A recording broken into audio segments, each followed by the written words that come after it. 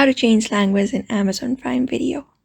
Hi guys, welcome back to our channel. If you're wanting to change your language on Amazon Prime, these are the methods you can follow up.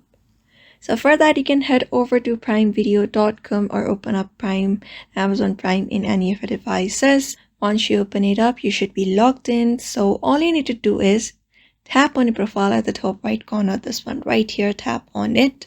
When you do that, this opens up on your screen. So from this, you need to head over to the option that is account and settings. So go ahead and tap on accounts and settings. And after that, your settings appears on your screen. So from the settings, you need to go ahead and select the option language at the top. You can find it right here, right beside your devices.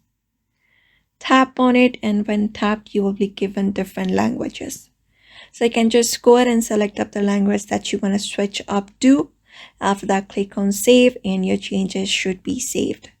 So that is how you change your language on Amazon Prime Video. So I hope this video was helpful and thank you for watching this video.